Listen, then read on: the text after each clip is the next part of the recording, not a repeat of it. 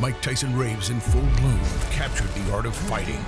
The Hollywood Reporter says it's Malick meets Scorsese. In full bloom. Available now on Amazon Prime Video. Some of my touchdowns were premeditated. They were planned, and some were just, they were spontaneous. Other than that, like I said, I wouldn't say that I'm a godfather. Come across sexually orientated. Yeah, but I mean, The popcorn? Do you think it has something to do with your blackness and your gyration of your pelvis? I guarantee you, I'm sure it did.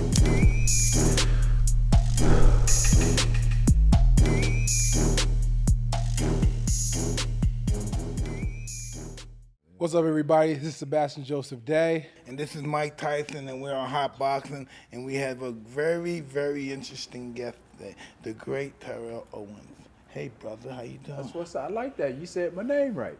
And nigga, you know I can't say nobody's name right. God damn. I'm a Lisponesium. You know, a Lisponesium? Somebody's born speaking with a lisp. Yes, I'm Lisponese. So what's up, man? How you doing, bro? What's up? I'm good, man. I'm just chilling. I'm glad to be here. Number one, thanks for having me on the show. Tell me, what are you doing, brother? Just trying to stay busy, man. Just trying to, I saw be you a father. That's a journey, You know what I mean? isn't that something? That's a test. Just post football, just trying to, keep life going. I hear you, but what do you do? What do you plan? What do you want to do? Like me, I sell weed. I do this stuff now after fighting and stuff. Well, I have a few irons in the fire. Obviously, a lot of people have come to me trying to get in the health and wellness space. Obviously, I've kept myself in great shape. No doubt. That's why we have Legends Only League, and you might want to be a part of this, man. Yeah, absolutely.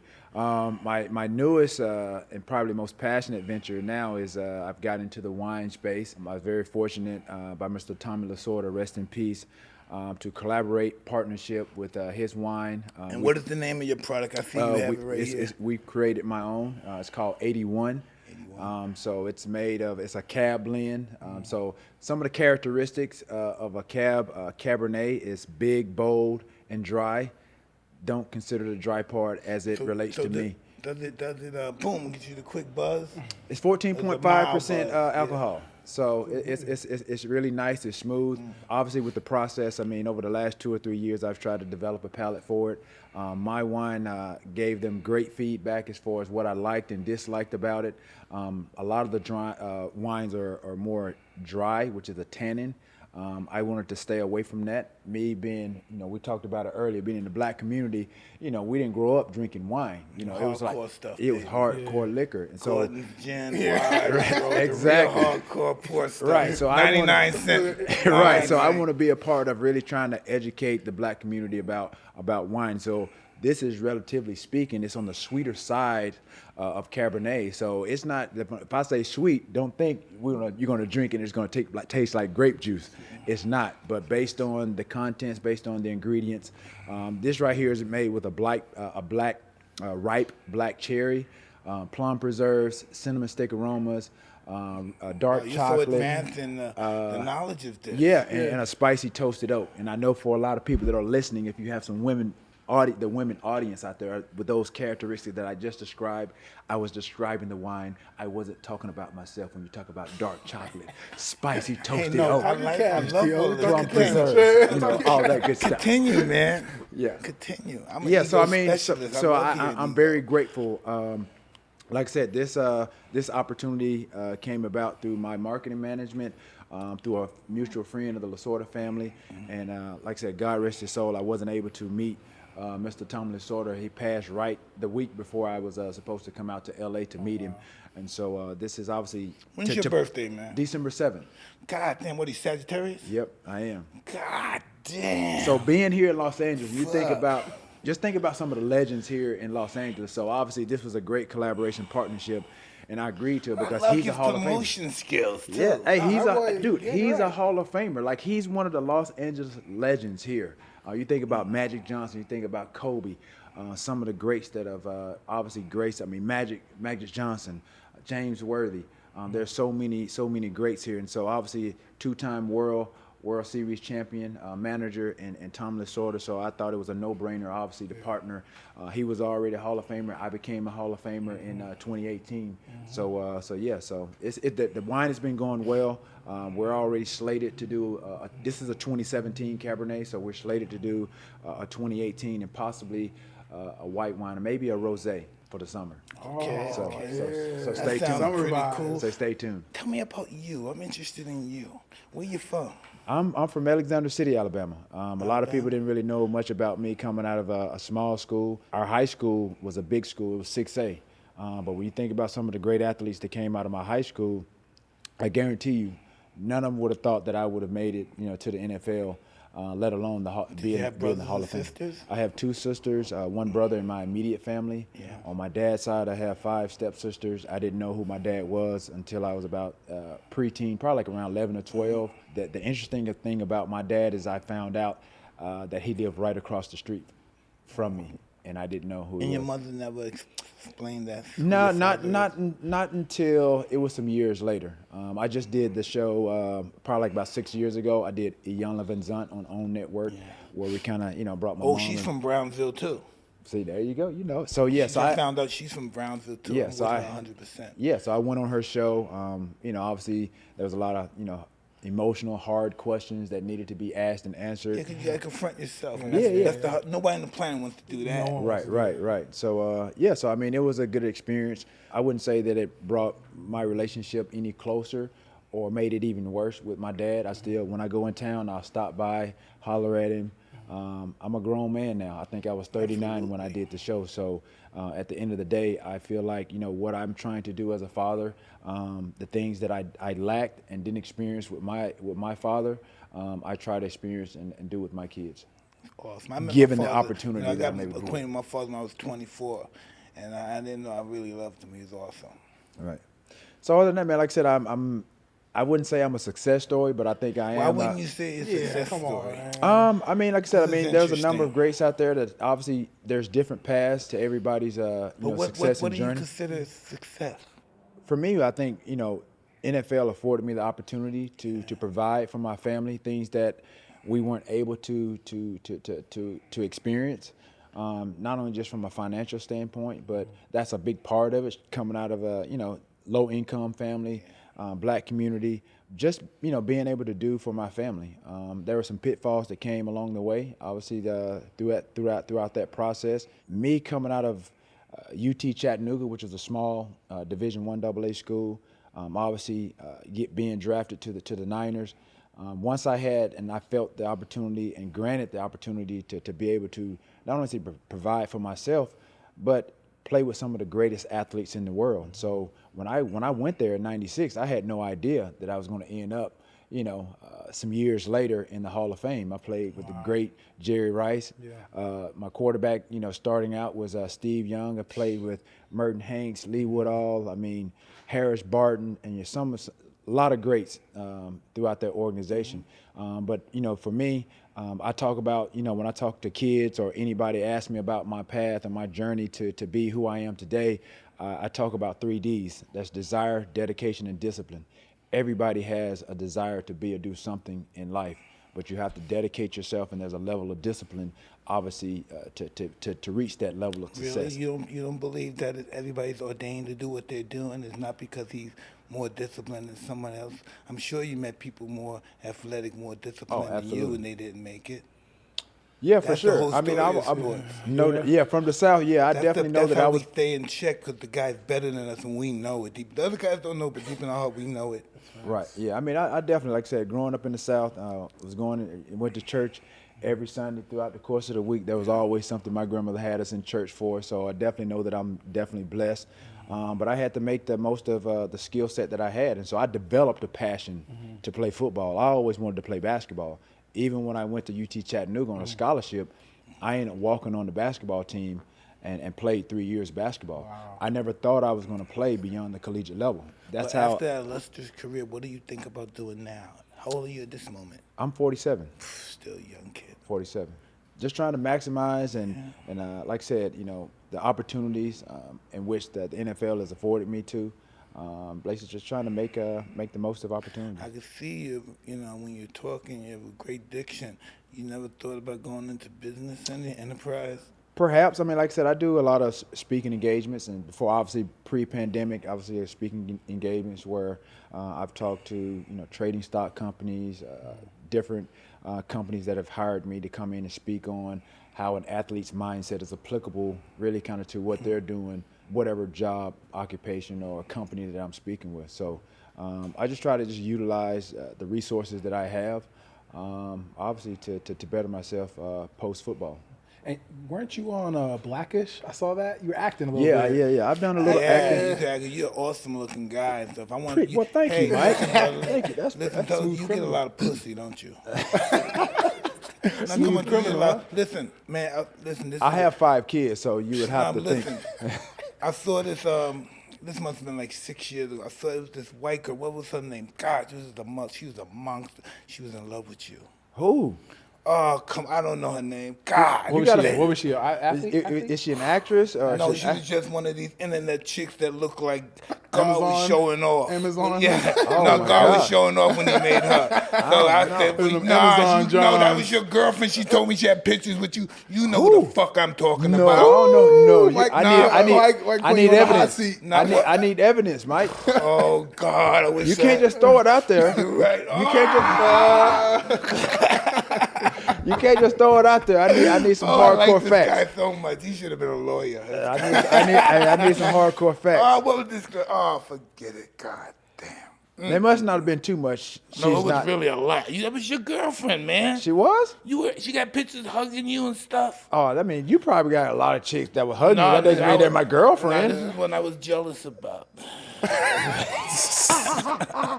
I mean, I take a lot of pictures, and I'm sure you've met a lot of people. I do not want to hear that. You take a lot of pictures. No, you meet a lot of I people don't take them throughout. looking like that. Like what? I don't know. I don't know who. Beautiful. I don't know who you're. I don't know who Mike, you're he referring wants to see the Carfax. Exactly. He wants to see the evidence. Yeah, exactly. You can't just throw it out there. That could be anybody. Exactly. Put on beautiful internet white, beautiful Amazon. That could be anybody. Terrell Owens. Man, what? Listen, man, I forgot. Oh man, if it wasn't so long, I would remember her. Okay. name. Yeah.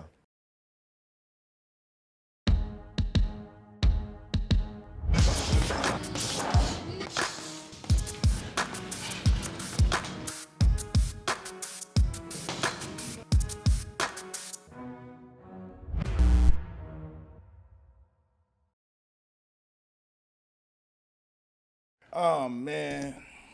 But at the same time, like I said, man, I'm just Yeah, just bro. living life, man. Just trying Yeah, to, I create can some tell. revenue streams for myself. Coming out with a clothing line here pretty soon. It's called Prototype 81. It's athleisure for men and women, and I'm gonna have a small collection for kids called Prototype 81 Kids. So that'll be launching here pretty soon. So it'll consist of like hoodies, joggers, crop tops. Why leggings, can't we have an organization where you could build an organization with guys that are still your age and still beautiful and can still do this stuff, and they can have Ray Lewis chase them? Hey, Imagine that. Ray Lewis is faster now than he is when he was playing. We were talking, but we didn't get to it. But I know for a fact that I could probably play. I should have played 4 or 5 more years before I didn't officially retire. But if you could, you pass these tests and you call Legends Only League, you're gonna put your team together and you will be playing, and the world will be watching. How long is that going to take? I'm 47. I ain't got 5 more years for that. It's gonna take right now. It's gonna take whenever you could establish your team. Yeah. How long is that gonna take? I don't know. It depends on the infrastructure of Legends. Oh, I Legends love Only. you. Well, we can do anything. Yeah. Okay, well I'm all about it now. Oh, I like that. So you're on the list. That's okay. I'm all about It's it. gonna be fire. Cause listen, fire. Ray Lewis is riding bikes 200, 300 miles a day and stuff. Yeah, I'm not really that. I can't. No, we're not gonna do that. We're keeping in shape to play football. Yeah, that's right. all. Exactly. Yeah. How I don't like running. I like running when it's necessary. So if it's a sport that requires running, then that's what I like to do. But I'm not like one of those. I'm not going to go run a couple of miles. See, that's I'm not the going to do that. Sagittarius in you, because you're so beautiful. There's only particular things I'm going to do. Hey, That's just what I it got is. to do. That's the Hey, but Sagittarius in you. It's okay. To I'm be grimy beautiful. It's okay. to an extent because, like I said, with my personality, my persona, everybody when I play, people think even now they think I'm arrogant, they think I'm cocky, they think I'm brash. But that was I needed that when I played. But off the court, off the field, I'm pretty chill, reserved, But laid back. that's our ego when we do it. I get it, yeah. But I think now over the years during the pandemic, because I've met pretty much with every agency here in Los Angeles, acting, different types of deals, modeling deals, anything, commercials, and I've never really gotten any feedback from a lot of these meetings. And I'm like, as you notice yourself, you observe, like, man, you're a handsome guy, I speak well. And I never really got any callbacks to like get any like major deals. So I'm like, why is that? Yeah. And so during the pandemic, I had a chance to just really just sit down and just assess like yourself. what has transpired over the last 4 or 5 years. And the fact that I told you like my persona, I didn't take that TO persona into the meetings. So when I came in, I'm like pretty chill, reserved, like I wasn't playing a sport. Like I wasn't activated, you know what I mean? I didn't bring that passion into the meeting. So it was like, I guess they felt like they were getting a different person. Terrell came into the meeting. When I'm competing, you're going to get TO. You get what I'm saying? So it's like Spider-Man or Superman. You got Clark Kent and you got Peter Parker. Adjustable. Right, exactly. So again, that's what I realized. Sometimes you got to be running with the ball when you're in that little room. Trust me. Running that ball, baby. Trust me. Theoretically speaking, how exactly. So you just got, for me, but you got to be running that ball. The same energy's burning, baby. Yeah, but like I said, my boy Chad Ochocinco, Chad Johnson, he's on a 10 24/7, 24/7. Like me, I need to get to a 10. You know what I mean? I start out at like a 2. And then I work my way up to a 10. Because he wants it real bad. I see he wants the light. That's just his personality. Great person. Great person. But that's his personality as well. No, listen, you don't even know that you're a junkie. You don't know how addicted you are to that narcotic right there. See that? See that camera? That's a narcotic. I turn on. When the cameras come on, like I know, well, my coach told me this out of college. And he realized when I stepped on the field and the lights came on, whole different person. That's when I flourished. Yeah. That's when I blossomed. Have that, you might as well get off the couch. That's what you need to succeed. Yeah. Self-belief. Yeah. The power of belief. Oh, but for what I did against some of the greatest in the game, especially like I said, considering coming out of a small town in Alexander City, Alabama, going to UT Chattanooga, which is a small school. Yeah. People didn't think that I was going to be that guy. Did you believe that? In myself, yeah. I mean, as a kid, even when I was in high school, I didn't even start. What? But I stood on the sideline and I believed I could play or should have been playing. But as a coach, based on what they assessed and my skill set, my talent at that time, they didn't feel like I should be playing. So that was fine. That's the coach's job. But in my heart of hearts, I felt like I could have been or I should have been playing, but that didn't happen. So after like my sophomore year, going from JV to the varsity. You're easy to get jealous of, though. It's so easy to be jealous of you. Really? Hell fucking yeah, you're beautiful and shit, talking shit all the time. Yeah, it's really easy to hate you. But I did that because that was my confidence. Like that was sometimes that was a defense mechanism. Because when I was younger, I was skinny, scrawny. When I came out of high school, I was probably like maybe 6'1", 6'2". Okay. Maybe 175, 80 pounds. So I was skinny, scrawny. My teeth was crooked. Late bloomer? Late bloomer. Okay. Girls didn't like me, no nothing. Got picked on. They call it picked on. I didn't know the term bully back in the day. We were like, y'all, you getting picked on all the time, this and that. That motivated me. That drove me. For sure. So I knew, like I said, going into my senior year, my junior and senior year, transitioning from JV to the varsity. Yeah, man, how does it feel just to be in school? Because I ain't going to school. How does it feel? Motherfucker, the bell ring, then you change class. If you just listen, I'm going to tell you. I'm going to tell you. But no, it wasn't an easy transition. But I'm one of some of my coaches, they'll tell you I'm attentive. I'm very observant. And my coach, when I sat in the locker room after the season, we were actually in the weight room. Yeah. And he was sending the seniors off, welcome the juniors to seniors, and that transition. He basically was saying to the younger guys for the future, the last, the 2 years that you got left, he goes, yo, if you want to be like the seniors, or if you want to be like, some of these greats that have opportunity to go to college, he said, this is where it starts at. And we were sitting in that weight room. And that's what got me motivated, because I was skinny, scrawny, and I used that weight room twofold, even when I went to college, because it not only helped me from a physical standpoint, it helped me from a mental standpoint too, because it helped me. Don't bother you, does it, brother? No, I'm good. I'm getting high right now. Just keep it going. So yeah, it helped me twofold. Like it helped me from I a believe mental you are standpoint. getting high. You know what high means? Your highest thought of thinking. Yeah. Well, the more we talk, I guess Yes. I'm gonna reach that. I'm gonna reach that level. Yeah. But yeah, that was one of those things that I did was that I took to what the coaches told me. So I knew that if I bettered myself, in the weight room, like I said, I was getting picked on. So once I started lifting weights, I started getting bigger. That gave me confidence. Facts. Not only just from just walking around the school halls and just outside in the streets, but it helped me from an athletic standpoint as well. So when I went to college, I did the same thing. My freshman year, went home for the summer. They sent me home with the workout book. Not only did I do that, I even went to my high school while they were doing tour-a-days. So I did their workout and my workout. So when Savage. Different. so but when I went back for my sophomore year, everybody noticed my body changed. I didn't even know it because I was just in it. I was exercising. I was running like to my school, probably like maybe a couple of miles. I ran to the school or I ran back from the school just for my conditioning. My sophomore year, everybody was like, "Man, what did you go home and do? Did you go home and do steroids?" I didn't even know what steroids were, but I was just on that journey of just trying to get bigger, faster, and stronger. And I continued it when throughout the course of my career. So when I got to be in the league, some of the defensive backs, I had stories they would tell me. They was like, when they saw me, they thought I played linebacker because that's how big I was. So I basically, like I said, I was sort of like that prototype, the prototypical type of receiver that you see today in the DK Metcalf, the Brandon Marshalls, the Tell big. me your moment in football. What was your grandest moment in your mind? The grandest moment? Yeah, that you were so proud of. Besides just making it into the league, I don't. No, what move? Who you ran over? Who tripped over you? Who you heard of? I think, for a fan perspective, I think one of the biggest moments that I had was probably my third year in the league. Is obviously that was kind of like the stepping stone. It's kind of when I stepped out of the shadows of Jerry Rice and I started to make a name for myself. And this particular play, it honestly could have made or it could have broke me, but clearly it made me. Which one? Talk to explain We it. played the Green Bay Packers, NFC wildcard game. I caught the game-winning catch with probably like about 8 seconds left on the game.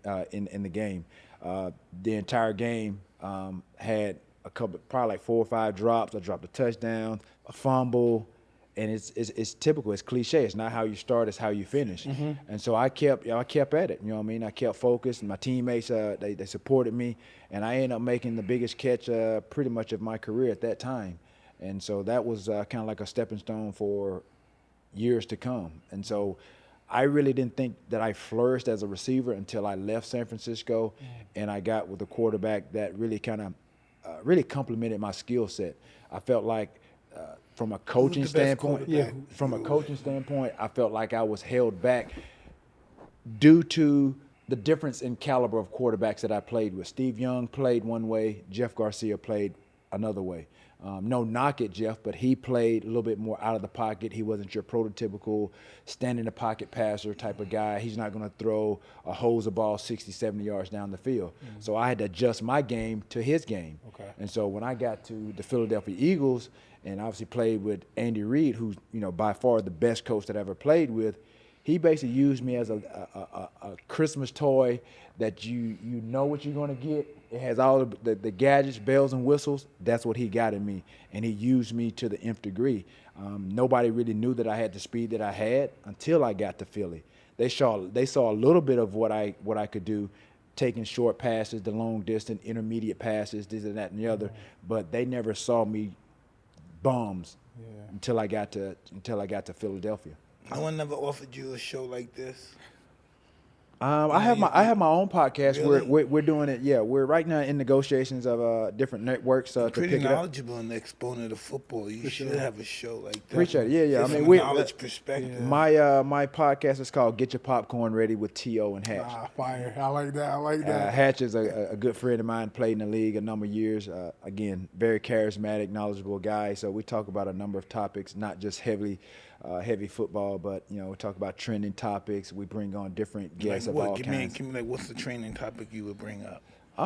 Trending topics, I guess it would be anything social, like the social injustice, social so he doing that inequality, too. So things of that nature. I think like now, like we were talking about earlier, where football guys should leverage, really the power that they have to get what they want. I know I referenced what the NBA is doing with guys like KD, LeBron, CP3, basically unifying and getting what they want.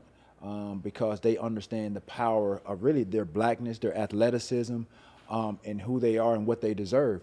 Just as me and Sebastian was talking about outside, I mean, football players, they have so much power that they realize that they don't have. And we were discussing that if they were, NFL is made of 70+% black and brown players. Yeah. We don't have guaranteed contracts. They just added a 17th game to the season this year that's only going to benefit the owners. And so once guys that are in position of power, guys like Sebastian here, these player reps, to understand the bigger picture, then it's always the question of the younger guys are not going to buy in. But that's this guy's job. There's guys like Drew Brees. He's not a black player, but he understands. Your Aaron Rodgers, those guys understand. Everybody is not getting $100 million contracts. Mm-hmm. These younger guys, these first 2 or 3 year guys, NFL makes more money than baseball and basketball combined. So they should have guaranteed contracts. Why wouldn't everybody in the league put up a percentage and create a league of lawyers to prevent your guys from dealing with the problem? Because that's all you need, is a league of lawyers that your guys can pretty much invent. Well, they have the NFLPA, who's supposed to be, No. You have to get your all objective. Be advocates for the players, but these guys are with the owners. These guys are friendly with the owners. That's a conflict of interest. Sebastian, listen. Sebastian, y'all put me on the spot right now. You're making me sweat. No, but you're not lying. No, you're not lying. You were just talking about. You were just saying that. Yeah, facts. Tio was just saying that. Listen, it's a conflict of interest. You did I not say that? That's a law being broke. It is right, but they have to. That's why everybody. How many football players are there in the whole entire league? 3. I don't know how. I don't know what the number is, but it's 70+% black and brown. Yeah, minority. Period. So if you think you put the owners in a bind, like I told you, get on the text message, group text, man. Text the players that have leverage. Some of these star players, there's black star players on every team. Yeah. Imagine a dream team of lawyers if all of y'all put a percentage of money in and you'll create your own office.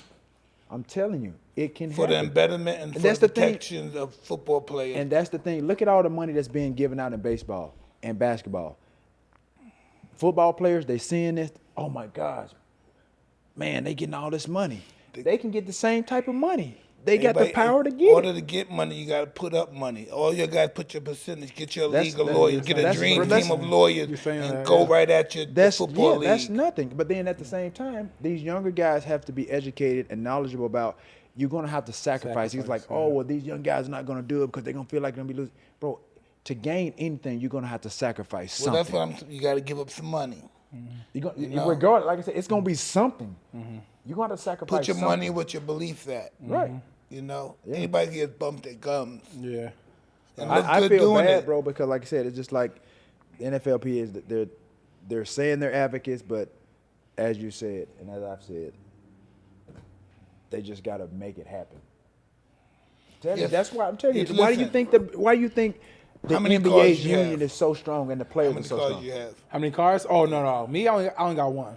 One car. I'm from where I come from. My parents are Haitian, so they Haitian Americans. So they taught me even though I got to the league, not to spend that money. So I'm very, I buy some nice clothes. Frugal, cheap, very frugal, however you want to call it. I'm very frugal with it. That's how I was. I wasn't cheap or anything. I was just frugal. Frugal. You have to be. You like nice things. I bought nice things. I wasn't like a designer type of guy, but I like to dress nice. If I saw a homeless person, I might give him $10,000. I've done something similar. I'm just a sick, unadulterated pig with money. You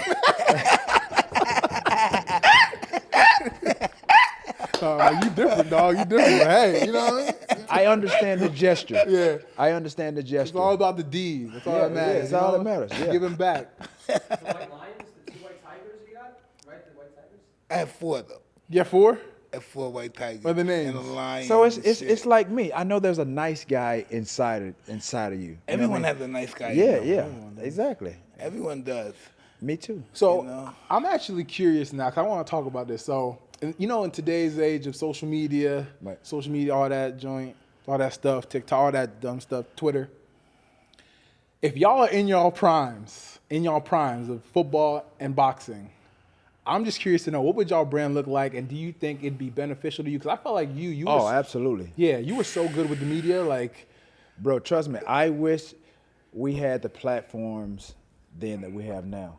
Because like I said, we're all human, you know what I mean? So we do get a little ticked off if somebody's saying some negative things about us, blah, blah, blah, blah. We're human. Facts. But I would have been able to dispute or dispel some of the things that people were saying about me, utilizing these platforms. Like I said, now I have my own podcast. So now I'm able to confront a guy like a Sean Salisbury or a Skip Bayless or any of these, you know, former football players that are jumping on panels and then trying to discuss or critique, you know, commentate on who I am as a person based on hearsay or just conforming to just journalism. The narrative. Yeah, in itself. And so the narrative have been pushed out there to a degree that really people think that I'm like that even today. And then once they sit and talk to me 15, 20 minutes, or like I said, those meetings that I've gone into, they're like, dude, you're nothing like I thought you were. Because the media was so powerful then. It's powerful now. Why would you care if anybody thought you were a certain way? Like I said, we're human. At the end of the day, nobody wants to be talked down upon or thought of as being arrogant or cocky. I really don't think most people care. I don't know most people in the world, but most people that I would know, people are gonna think what they're gonna think. Oh yeah, I mean, at the end of the day, like I said, if I really allowed that to manifest, like I said, I heard it, but I didn't allow it to manifest because otherwise that would have affected my performance. Yeah. So I was raised by a strong black lady and my grandmother, Alice Black, and my mom, Marilyn Hurd.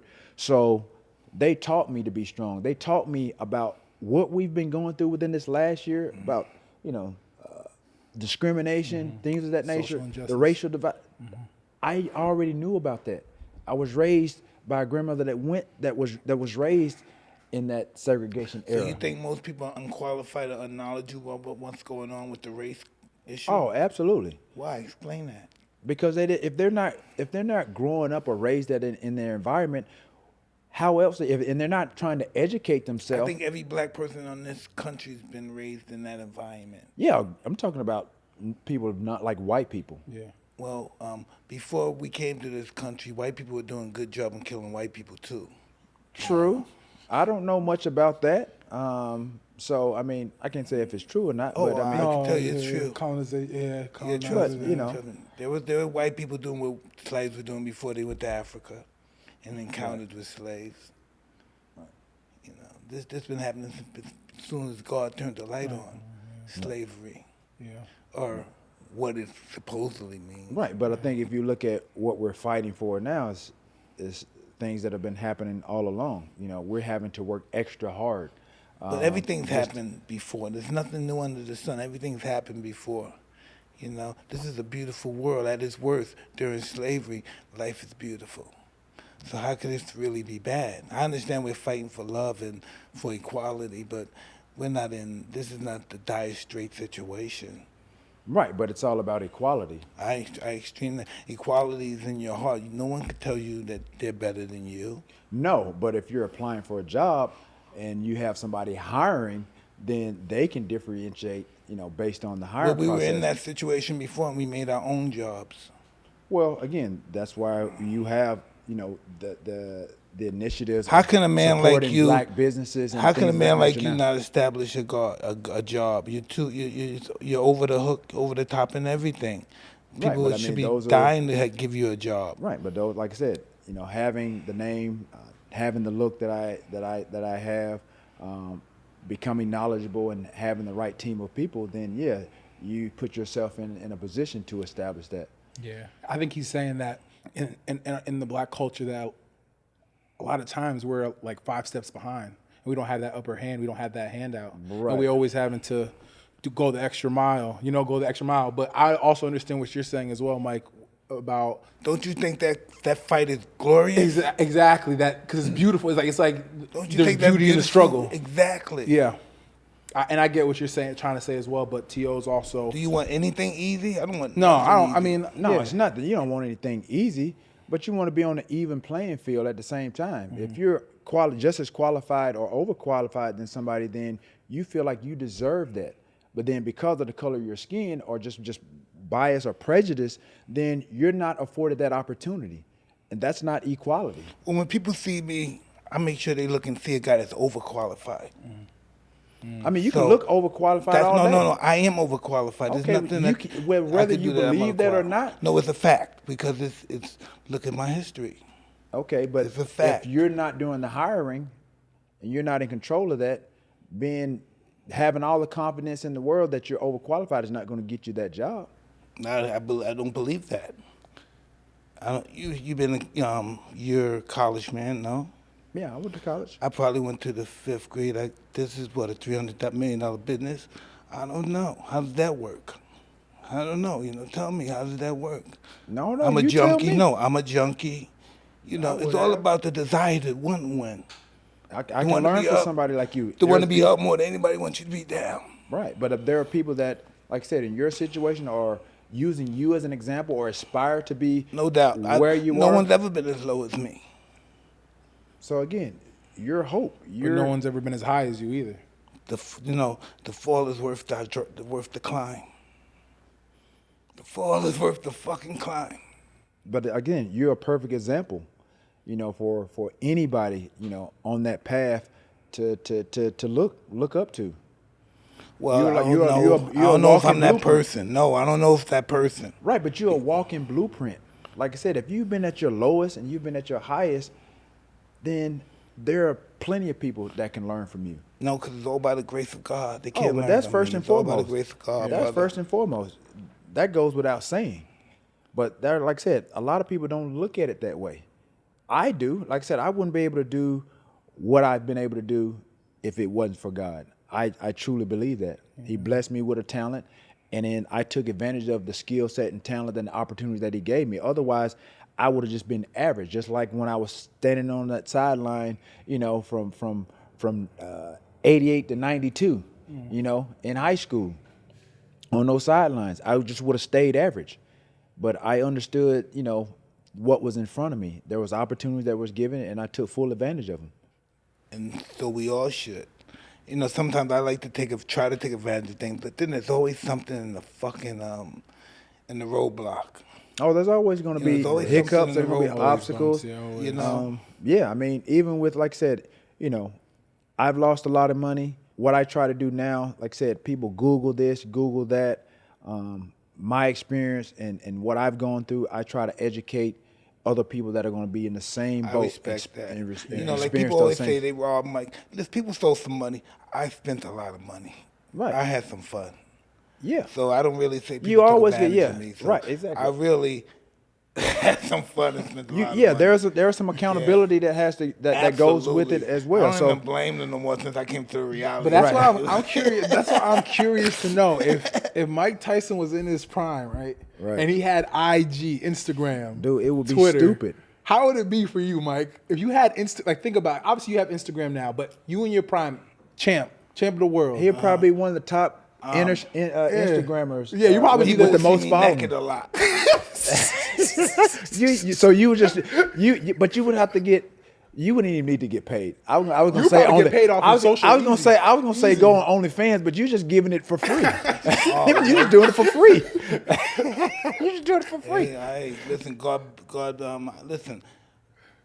I was born for free. 2 people were horny, and I'm born. And look what I got for nothing. Just to be born, all this good stuff. Life is a blessing. Even at its worst, it's a blessing. Amen. Absolutely, and that's what I'm trying to do now. Just like I said, take each day, each year, each month as it comes, and take it as a blessing. I mean, we've all experienced a lot, throughout this last year with the pandemic. Yeah. Then you add in the social injustice and crazy, inequality into the mix.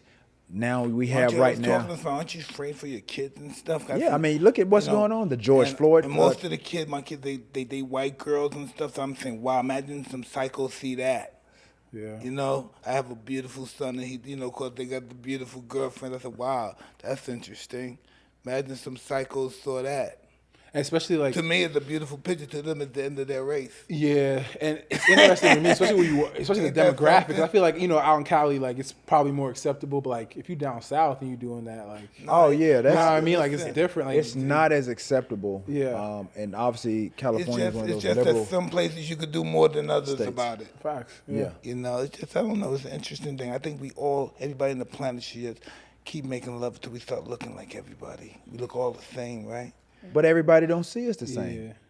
That's the thing. They don't all see us. On the surface, you may think that, but obviously, like I said, with this George Floyd, this George Floyd thing has basically brought a lot of races to the forefront. Everything, the election, everything. So what do you believe is going to happen to the young man that killed Mr. Floyd? Oh, he's going to go down. Do you really believe that?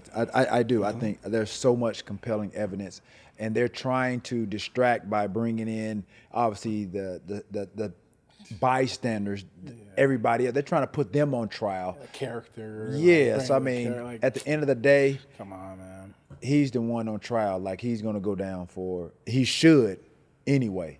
He should, but anything can happen. I don't know. I think if all the bugs in the planet died, I think the world would die, right? I think if all the bees in the world died, I think, the world would die. But I think if all the people die, the world would flourish. Because that's what we are. We're fucking fungus to the planet. Can't believe that? If you think about it though, like we're nothing but fungus. If Intelligent you really fungus. think about it, if you really think about it though. This is getting really deep. No, this is getting deep. This is getting deep right now. But if you really think about it, like, God put us on earth to, recreate, I'm religious, follow the gospel and whatnot. And it's just so interesting to me because, like, bro, like, if you think about it, if you're into the earth and, like, going green, all that stuff, bro, like, we are legit destroying the earth, Listen, bro. no, can I tell you something? Like, can you believe how small the crust is to a whole, like a heated volcano underneath this planet? And it's so that the crust from us to that lava is just so thin, this world should blow up every day. Poof! But it doesn't. It doesn't. We just stretching it, though. We pushing it, though. We every day we pushing it. We stepping on the gas. We are. But our ego thinks we can't destroy this shit, man.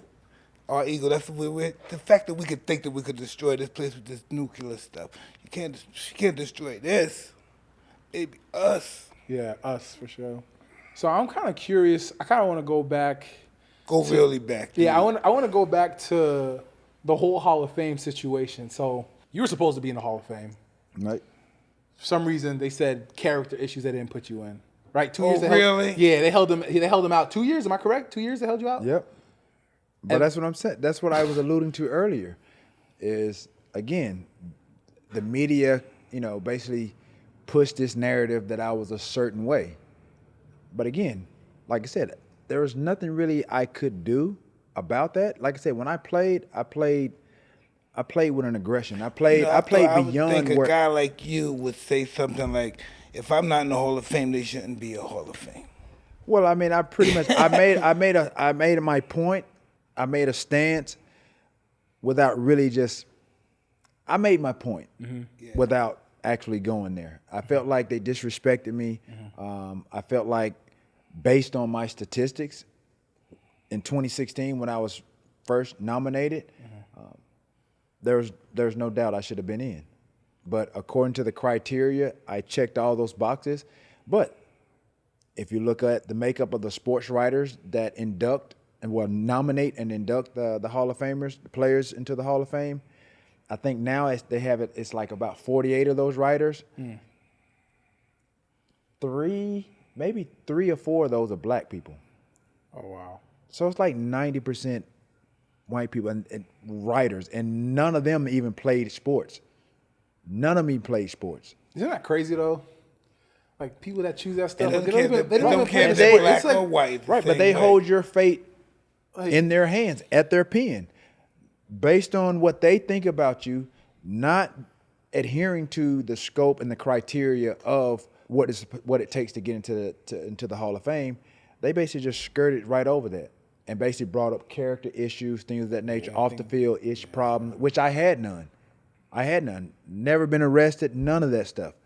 But that's what they used to prevent me getting in. Not only the first year, but the second year. Well, The in second boxing, year, there's been all types of people, murderers, rapists, right? The second year, sexist, absolutely.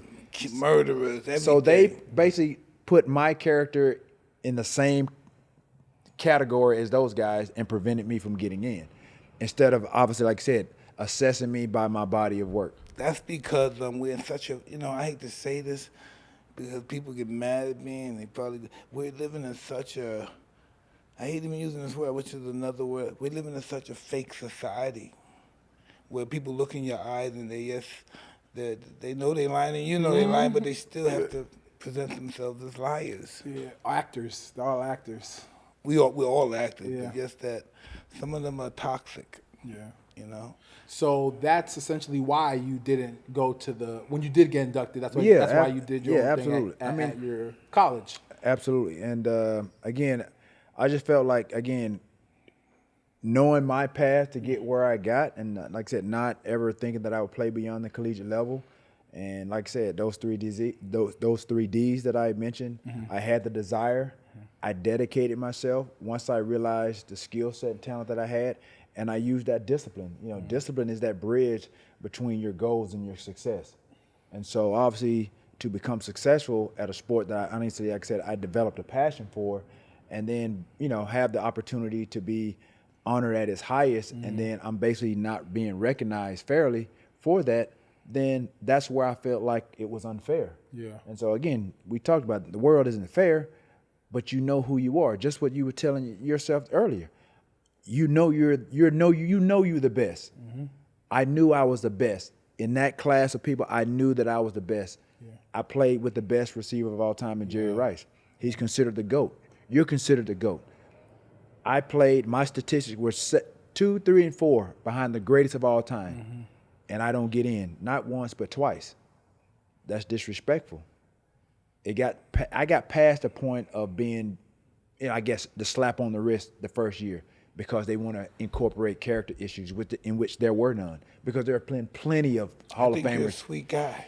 Well, I think you're too clean. I wouldn't say sweet. I wouldn't use the I word think sweet. you're too clean. You talk about you dirty characters and stuff. I used to know about that badass white chick. That's all I know about you in the football. But shit. again, That's all I know about this guy. right. But again, that just shows you, like I said, when it's not in your hands, what can you do? Yeah. Just like that word I was telling you. You can't do anything about it because they hold the power. Yeah, they hold the power, but just talk to these people. That's power right there. That's that narcotics. Oh, trust me. Oh, You gotta talk to these people right there. See those cameras? exactly. And that's why the platform that I use, that's why I did it at UT Chattanooga.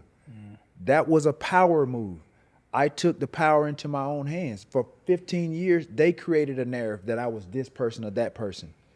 I used my leverage to do what I wanted to do, not what they said or basically adhere or anything that they had, whatever narrative they pushed to get, for me or against me. Yeah. It didn't matter at that point, because now I'm in control. It's good.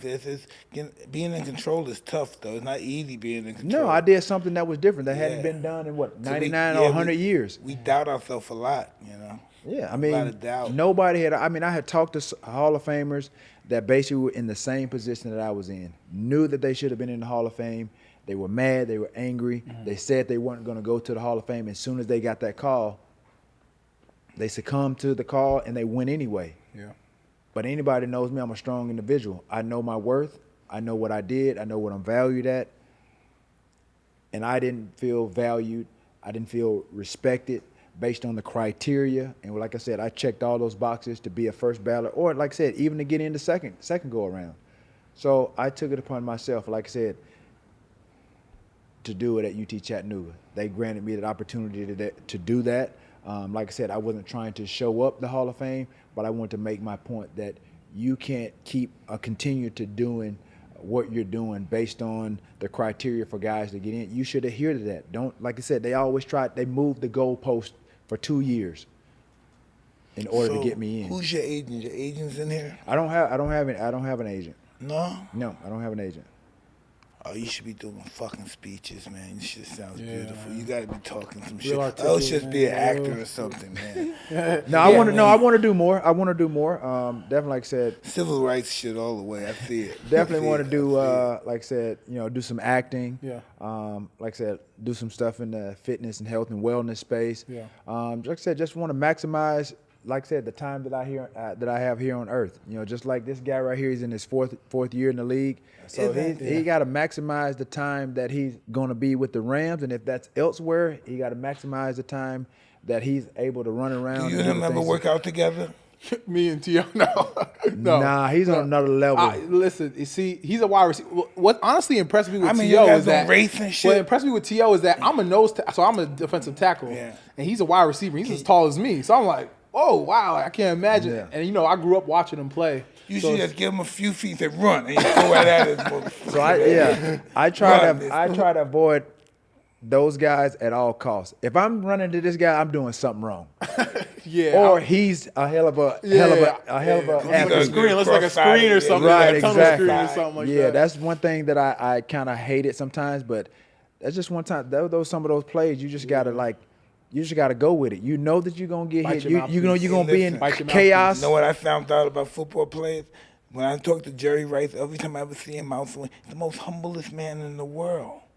I saw him on the screen. I saw him on the stage with a bunch of other football players talking mad shit. I mean, that's how it is. When football players get around football players, I said, this Mr. Rice talking like this? He said, yeah, you see me on the field before, you just couldn't catch me. That's the luxury that you have. Lawrence Taylor. Right. That's the luxury that you have when you're a Hall of Famer. He is talking mad You're shit. You're in the class of some of the greatest that have ever played the game.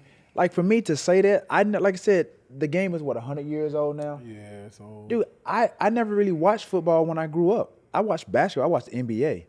So now to be in the Hall of Fame, to be in Canton, and for people to have followed me, followed my career, know who I am. I'm one of the top, 3 receivers that have ever played the game. Oh, this is perfect. This is perfect transition to what I'm going to ask next. So again, but it's perfect. It's perfect. I love it. So they had the 100. He very humbly talks shit. Go ahead though. I love this stuff. I'm learning. So again, I got offended to a degree that they had the 100, the greatest 100 players to ever play the game. Mm-hmm. I'm second, 2, 3 receiver of all time, and I don't even make that list. I don't even make that list. How? Yeah. But like I said, you can have that attitude or that bravado or just that brashness all you want. Like, oh yeah, I'm one of the best. But if they don't nominate you, if they don't say that you're one of the 100, then you're not. But in your mind, you can be that all you want to. So we all want to be recognized for what we do and what we've done. So at the end of the day, like I said, I know what I did, and like what I was alluding to sit here now as a Hall of Fame, like I said, coming out of Alexander City, Alabama, I had no idea where I would have ended up. I didn't grow up as rough as an environment as you did. I can give you advice. I used to say, hey man, I ain't saying none of this. I used to use it once or twice, and these white people ran with you. Talk to those white people. They said I'm the greatest. I don't know. Exactly. So you always said it. You always said it. I'm the greatest. Like I said, Jerry Rice is kept writing it. They kept writing it. I was like, God damn, man. So for me, no, motherfucker, I was playing. So at my position, Jerry Rice as a receiver, he's the greatest of all time. And so I went on Brandon Marshall's I Am Athlete podcast, and he asked me, he said, do you think you're the GOAT? I said, yeah, I'm one of them. He said, there are no GOATs. I said, what you mean? I said, I feel like I've been put in that conversation as one of the greatest of all time. And if you don't think that I'm the greatest of all time, then look at me. I fit the description. Ooh, talking shit. I fit the description. Talk that cash. You know what I mean? So at the end of the day, like I said, for me to do and come from where I come from, like I said, I know what I deserve. I know who I am. I don't walk around cocky and arrogant. I know what that's like. There's a fine line between being cocky, arrogant, and being confident. When I was on that football field, maybe it rubbed very off. Close relatives. Yeah, absolutely. Yeah, very close first cousin. relatives. Yeah, very close. I developed a passion for the game. I had to learn how to play the game. I had to learn how to play the position. And once I did that, I took it and I ran with it. You know, you talk about it. I mean, that's so cliche, but that's what I did. I realized that I was, like you said, when you talk about being ordained, I knew that God put me in this position for whatever reason. I just had to grasp it. I had to grab it. Because if not, if I didn't do it, if I didn't take advantage, I just would have been average. But I used some great examples while playing the game, guys that had gone before me. You think about some of the great receivers that had played at that position. You look at basketball, you look at MJ, you look at Kobe. Kobe and he went into the league in 96. The same way with me. I developed a passion watching Kobe, watching his development. I didn't have the skill set as a Kobe. Even with Randy Moss, he's considered like it's me, Randy, or Jerry, the 1, 2, or 3. I didn't have the ability that Randy had year one. I had to gradually get better. Just think if I would have had the skill set of a Randy Moss in year one, what my stats or statistics would have been. It would have been off the charts. So when you try to question my greatness, just put it in perspective. I did it my way. It wasn't ideal. If I could have been great in year one, that would have been awesome. Well, you know, great doesn't have any category. Yeah. It's just greatness. You're a prick, you're greatness. You're a sweet guy. It just has no category. So since you're kind of covering right now, so T.O.'s top 5. You can put yourself in it, obviously. Who's your top 5 receivers? Including yourself, and you can put Jerry, myself, Randy. I say Larry Fitzgerald. Oh, that's me. Yeah, that's what I was going to say. Man, that fifth one's always tough. I was thinking, because your list is actually very similar to mine. It was Jerry, you, Randy, Larry, a motherfucker, boy. Fitz, and Calvin and Megatron. Yeah, you can throw him. Yeah, throw Who's him. Megatron? Megatron, Yeah. Calvin Johnson. Yeah, I mean, but like when you think about when I came out, that's how I came up with the name of my clothing line, Prototype. Because when I came out of UT Chattanooga, like I said, I wasn't looked to be drafted in the first or second round. I wasn't one of your top 20 picks, but everybody kept saying, okay, he's a prototypical type of receiver. You know, he has the long arms, you know, rangy, got a little bit of speed. That's how they assess, you know, and really scouting, you know, me as a receiver. So that's how I came up. I kept hearing prototypical. So I came up with the name Prototype 81 for my clothing line. And then the other creative part of that is that when you think of prototype, the word prototype means the basis on which something is made or formed. Everybody in this room is a prototype of some sort. It's in your DNA. You're a prototype. But you can't, my initials. Everybody's different. Can you believe is that it? all of us, all these billions of Absolutely. people, we're all fucking different? Of course. So my initials are T.O. You can't spell prototype without T.O. You know what I'm saying? Yeah. So the creativity, That's it's dope, in me. If that's even when I played football, when I came up with the inspired. touchdown dances. Yeah, we got to talk about that. We got to talk about that. That was the creativity. Yeah. But again, part of the narrative of me being arrogant, selfish, cocky, commentators looked at that as being selfish. Yeah. Me being arrogant, cocky, you know, against my opponents, saying that I wasn't a great teammate because I didn't celebrate with my teammate. But look at everything that I was being vilified for, criticized for, is now being embraced in the league. Yeah. They now have Like celebration dances. What do you call that Everyone's guy? just going Hey, group- what do you call those guys that sell Ajax and stuff? What do they call those guys? That's They on those infomercials. You're a pitchman, man. Oh, yeah? You could sell some shit. Hey, I feel like I can. But I know you can. But this is to my point. And I know this for a fact because I've had marketing guys, branding guys or what have you that have pitched me for certain brands, and I'm not for every brand. But obviously times are different now. Yeah. But as you just said, I know that I'm marketable. You could do some Gatorade, nigga. But but check this out. You know, but punch listen, strings get you strong, I energize you. like how this has come full circle. Yeah. Because you're asking me, why aren't you doing this XYZ? Because of the persona, the narrative that the media has pushed, that I'm arrogant, I'm cocky. Yeah. They feel like I'm not a good pitch person because my image is negative. That's wild. But I say that because I know it for a fact because that's what they've told me why they didn't use me. Can we stop that? Want to know how we stop that right now? Let's do it. Tell those people who you are. Yeah. They see who I am. I don't have to tell them. Sometimes, like I said, all they need to do is have a 15, 20-minute conversation with an individual. You can't go with perception. Perception, yeah, I get it, but perception is not my reality or their reality. Perception is everybody's reality. It's their perception, right? Yeah, but it's not always reality. So the reality is that I'm negative, I'm this, I'm that. You're everything, like all of us. We're all everything. It's like them IG girls. They be, you know, the Instagram models. They be doing all that crazy stuff to themselves. Then when you see them in person, filters, they don't look like that. But I get it. But like I said, God has blessed me to put me in. I got the name. Okay, the God has blessed me. You know the name. Kit. Kit? Yeah. What does that stand for? It's the girl, man. Kit? No, man, stop playing.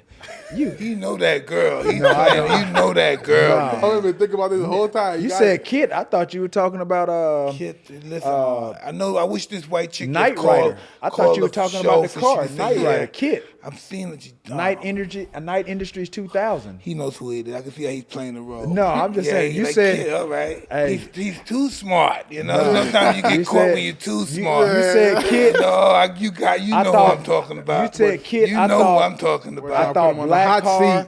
I thought Michael Hasselhoff. He's good.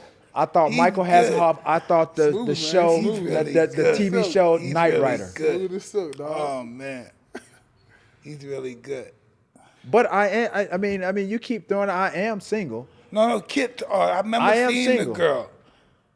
I mean, Fat Country Boys Lunchbox. But that's because you see me talking about loving him and all that stuff. Huh? Yes, he was the guy. But just because you see me with a girl, that doesn't mean she's my girlfriend. I'm not saying. I have girlfriends. I have friend girls. You don't have to defend yourself. No, I'm not defending. No, I'm not defending myself. Defensive? No, I'm not defending myself. It's okay to get some pussy. It's all right. It's okay.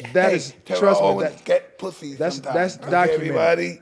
Hall of Famers get a lot of putang. No, not Terrell. Terrell is choosy. So everybody from the Hall of Fame, but Terrell. It's Terrell, yeah. Yeah. The pigs. Terrell's a good man. I love you, brother. Love you too, man. Let's talk more about you. Yeah. What do you love, man? Tell me about your babies. I love my kids. You know, the ones that their moms allow me to spend time with. Oh, time. You brought something in the game that, hey, you got confrontation going on. What's up? No confrontation. Why didn't they let you hang out with the kids, nigga? Going through a situation where, again, not like I said, me personally, like not having a dad in the household.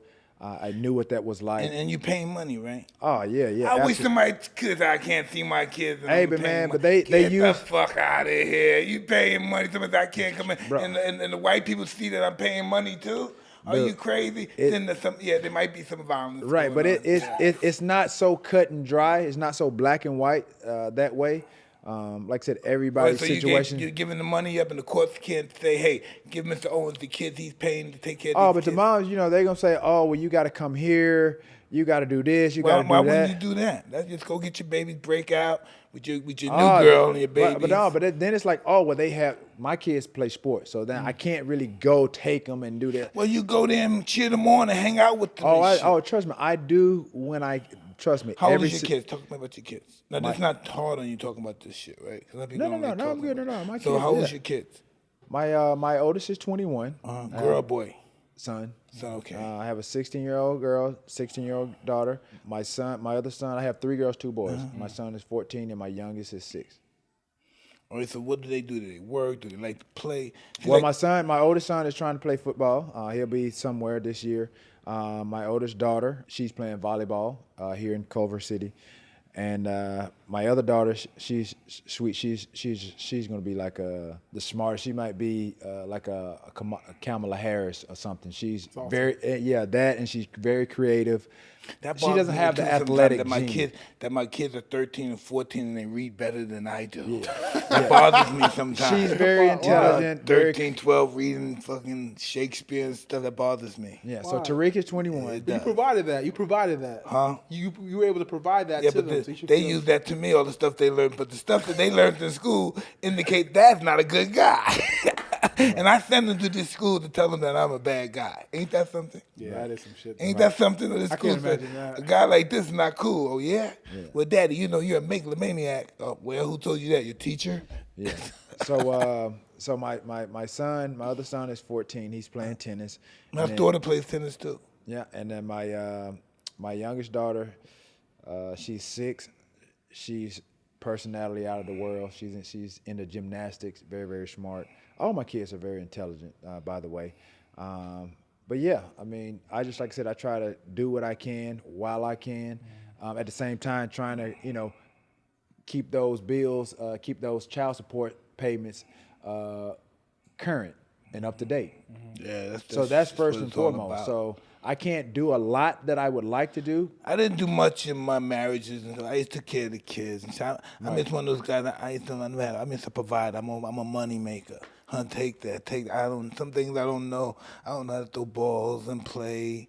To be a teacher is special. You can be a great athlete, but it takes a quality, special person to be a teacher. Yeah, absolutely. Very special. I mean, and even like I said, becoming a father. I mean, that takes some special people to be that too. You guys as well. get that self-centeredness out of you. I got to forget about who I am and who I'm loving myself and focusing somewhere else. Because if I get caught in a little day, and I could be thinking about myself in 2 days, 3 days, just in the days, But to realize it's all about your babies, Yeah.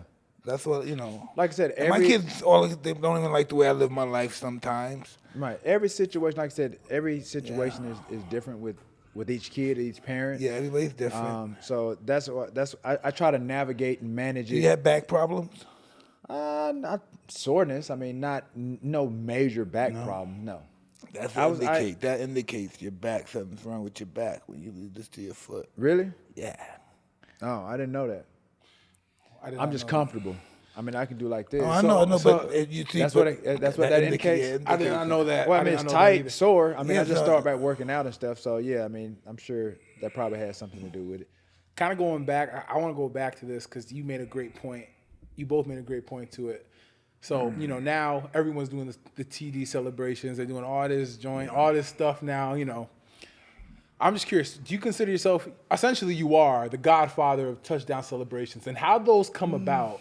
I mean, they were dancing in the league before I even got into the league. So you think about Billy White Shoes Johnson, you think about the Icky Shuffle. Right, let me tell you that. They were doing that stuff prior. They may not have did it as often. Yeah.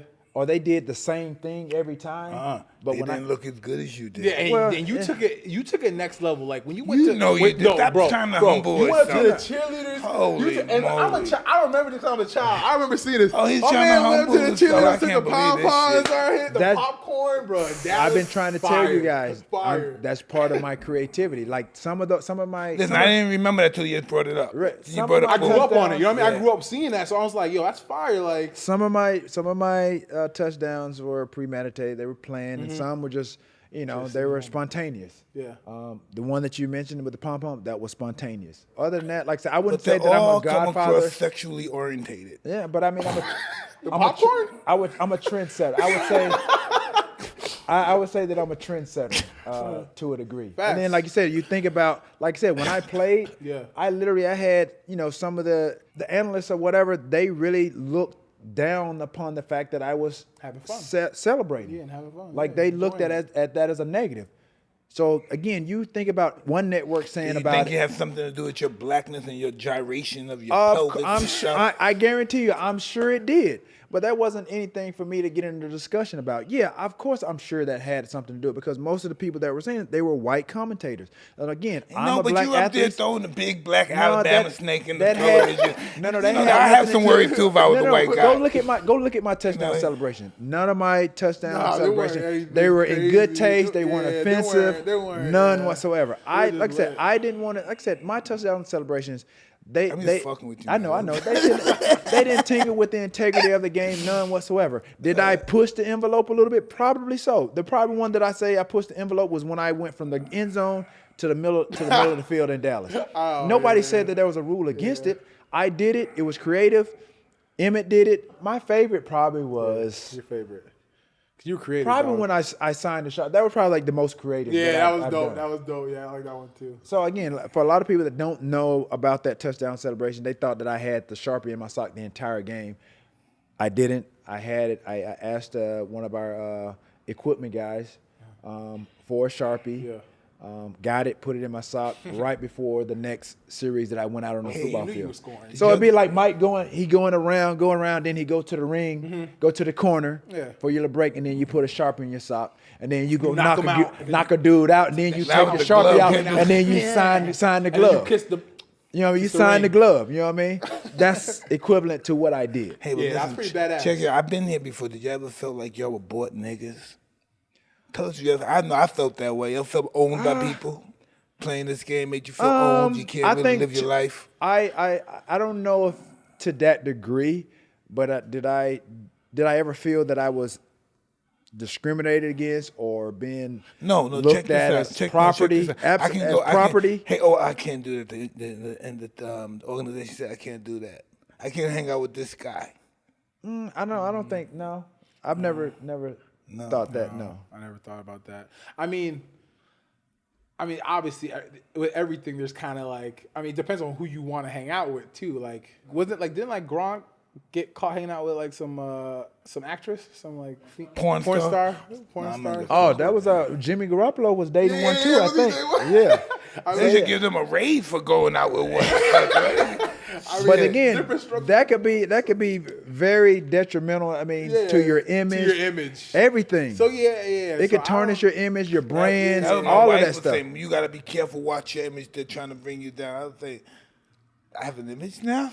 Right. I never knew I had an image. She probably didn't want. She didn't want you to have that assist in your downfall or how they viewed you. For sure. Wow, I ain't had no idea I had an image and shit. I just thought, God, I'm God's fool, so Mike just start this shit again if I could humiliate you. Let me bring you up high if I could drop you again, Mike, for an example. Oh, man. Mike, you funny, man. Now, that's real talk. I look at my life like that. God's going to do what he wants with me. He knows I'm a fool, a dumb motherfucker, so he helps me out sometimes.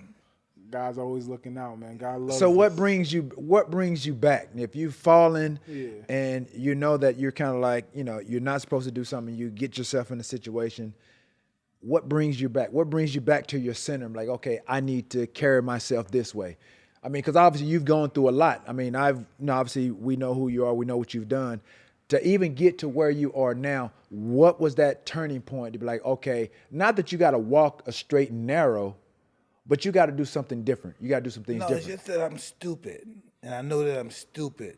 And by knowing that I'm stupid, God has mercy on me. Okay. I feel you on that. I honestly, I felt you on that. It is what it is. Grace, That was amazing. Hey, grace and mercy, man. I'm telling you, That's grace amazing. and mercy. That's an amazing answer, Mike. For sure. Yeah, I didn't expect it. I didn't know what to expect, but yeah. That's part of that being ordained and being who you are. No, because God gives me all this fucking fame. He knows I can't handle this shit. Why he keeps doing this shit to me?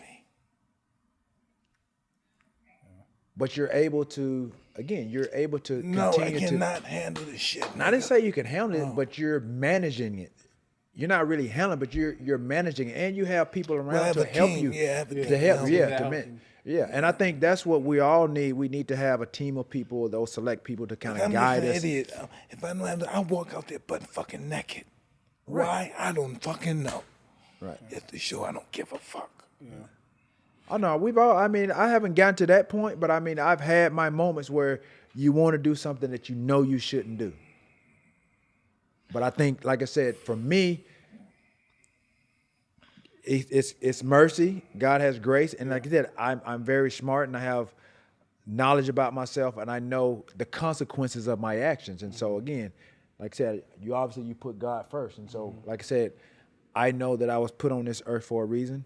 I know where my blessings come from, and I know that. And I have kids. I have people that truly love me, and so before I get to that place, that dark place, I try to take myself to a place of sanity and understanding, okay, what are the consequences of my actions? We've all been there. I mean, I don't know if you've been there, but we've always we've been in that situation. Been in that. Even like I said, even the people that have wronged me, trust me, like it has nothing to has nothing to do with being arrogant or cocky. But when you feel you've felt wronged and you've been done wrong, and people are flourishing, and you don't see that they had any consequences to your action, that can drive you to a place of insanity, to a point to you want to do something. And so again, we've all been through and experienced that. If it's part of the mental health awareness, then that's what it is. I was that guy a few years ago. Anytime anything was wrong, violence. Yeah, trust me. And then I realized that every time they made me mad, they fucking owned me. The motherfuckers don't get me mad no more. That's an awesome realization, though. Awesome realization. Oh, I was violent like a motherfucker, man. Most of my money went to lawsuits. Oh, and again, when you talk about, don't say something like you're the greatest, I love you, I might get mad. So again, you alluded to, or you said something earlier about my kids. The laws are so in favor of the moms, the women, that we got to come out of our pockets. We got to pay for their attorneys, our attorneys. Like you said, it's a headache. It's stressful. It's basically like, what is the point? I don't care about no money. Let me see my fucking kids. I get that, but then that goes to another but level that of creates crime. If you don't have no money, that's creating another problem. That's going to create another problem. So I just like I said, I go with, like I said, the situations that I learned with and that I've been in with my first kid, the moms of my first kid, 4 kids, my relationship with the daughter of my mom, my last kid, night and day. Because like I said, I have to take accountability, is communication. I wasn't really in a relationship with him. And that's what happens, that I didn't have any relationship or any communication with him, which made those moments stressful and hard right at the exit of my football career. So my last 6 years, like I said, with my daughter's mom, night and day. It was because of I learned how to communicate. And then, like I said, I had to check my ego a bit and think about my daughter. Not that I didn't think about the word submitting. Sometimes we have to submit. Not that I didn't think about my kids, because I did think about my kids. I met my financial obligations.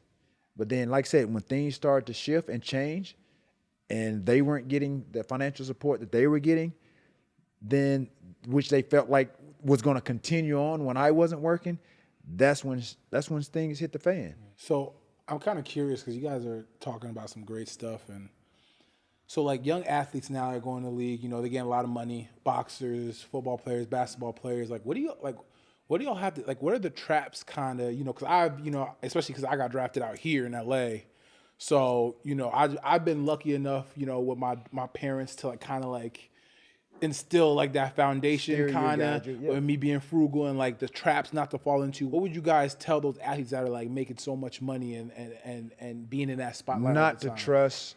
Don't put the trust in your agent or financial advisors. You've worked so hard to get to a point. Yeah. And then you put your trust in them, and you don't really, like you said, you're one of the few. Yeah. But if you don't have that financial literacy, if you don't know about stocks and trades and assets, liabilities, and all these things. No, but they have a legal code, fiduciary duty to tell you. Exactly, but some would take full advantage of that, because I was in a situation. At the end of that, I was in a situation where I had an agent who referred me to a financial advisor that was basically managing probably 80 to 100 of his clients. I didn't find out till after I had lost my money that he knew that that the financial advisor that he had referred me or recommended me to, they had done some improper things. So you talk about somebody stole a little bit of money from me. Boom, he's in jail. Yeah, but you got to be on top of them. That's why I said every fighter in this news should take a percentage and create their own dream team, a legal league, to protect them. That fiduciary duty to make sure they don't steal or take advantage of them. So that's what I would advise young kids to do. And I think these agents, they take advantage of the kids through the parents. Yeah. And you think about most of black athletes. Yeah, their parents. It's single parent homes. You don't have a mom. They don't know about it. Right. So they're going to get That's why through you the need kids. legal lawyers. That's only job is to look after you. Right. But again, like I be said, your and mother that's and not to father. say, like I said, I'm not here bashing all agents. No, yeah. Or advisors. But I want to preface that because, like I said, somebody see this and they'll create a story. Facts. Oh, T.O.'s that XYZ. Do you care what somebody says about you? But it's the image. Like I said, if I'm trying to promote a wine and I'm trying to sell my business, You're right. But you know what I mean? you know what? That all of that's it's gonna affect my business. So I do have to care to a degree. Okay, I You get what I'm respect that saying? now. I'm trying to find out where's the people that work for me. What is my image? There's where's my image? for work for me or work Breaking for the you. third Me, wall. I'm trying to Breaking find the what the third wall right now. Oh, okay. What am I doing? You know what I mean? Right. This is the calmest interview I got. Normally I'm talking about bitches, you know, and I'm just saying, what is my image? I'm trying to change now. Being on here, so what is this I could do to stay on air? Right. I'm never gonna get a fucking viewer. They'll give you that. I'm sure they'll tease it. They'll probably give a little they give a little teaser, subtle man, a little teaser. teaser. No, check this Not out. be Ty, as graphic. No, Ty, check this out. Once I started cursing and talking about my balls, they gave me, these guys are paying me now. Well, they know what's paying. Oh, God. But yeah, to your point, I mean that would be my advice really for these young kids and even the parents, more so to the parents. Yeah.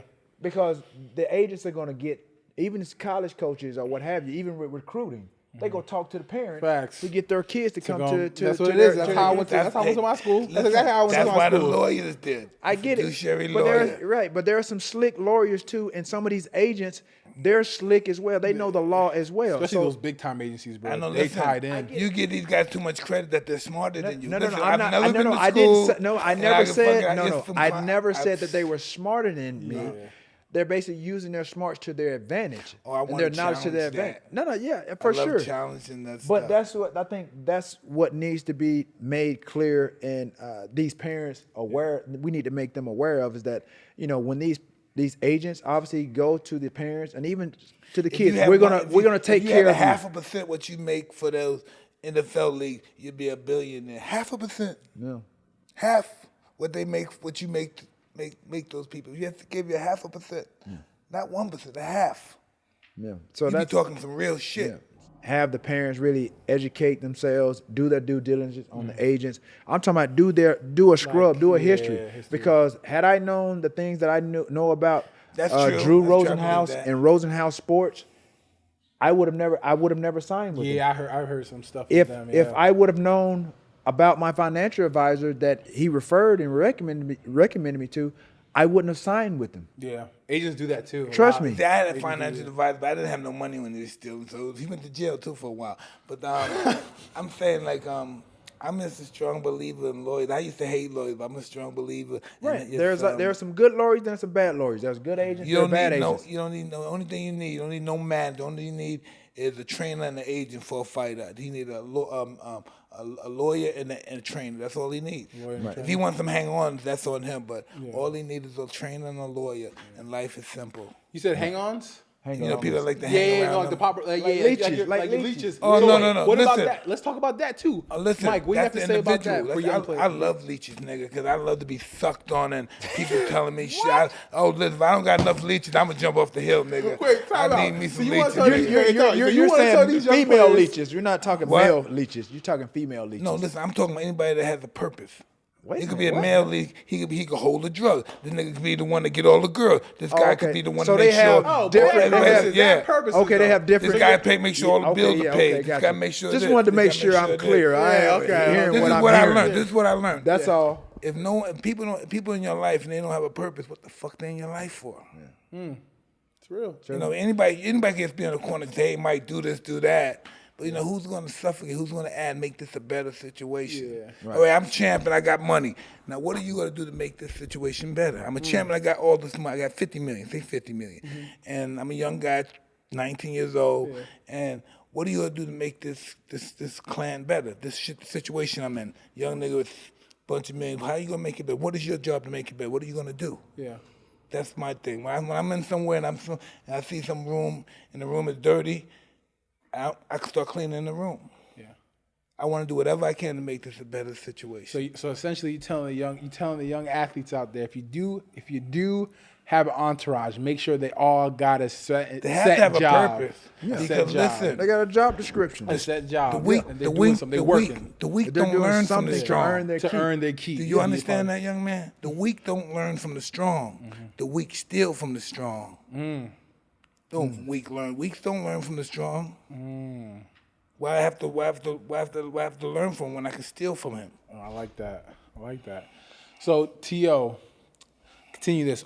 Favorite place, where do you think is better, Philly or Dallas, fans-wise? Fans-wise, experience-wise? Philly. I'm thinking Philly. I'm thinking Philly because Philly's kind of lit. No. They go hard. Obviously, fans. Dallas. I mean, there are more Dallas fans. Yeah. But it doesn't make them better. Yeah. But when you talk about passionate fans, Yeah. I would definitely have to go with Philly. Yeah. And I liken myself to the Philly fans because that's how I grew up, a hard worker. I think about my grandmother. Just she did whatever she Had to could to do, make yeah. ends meet. The same with my mom. You know what I mean? My mom was a seamstress. She did a number of things just to keep food on the table. In addition to, like I said, my grandmother, helping. So yeah, when you talk about Philly, I went to the Super Bowl with the Eagles. That was by far, like I said, everybody would ask me like my favorite team. I would have to say in between, Philly and Dallas because and not a knock on San Francisco, but I felt like I was utilized to the best of my ability at those two stops. Andy Reid does an amazing, bro. He's till this day, he's an amazing coach. It's not a surprise that he got fired from Philly, go over to Kansas City, and within 5 years he's gone to 2 Super Bowls already.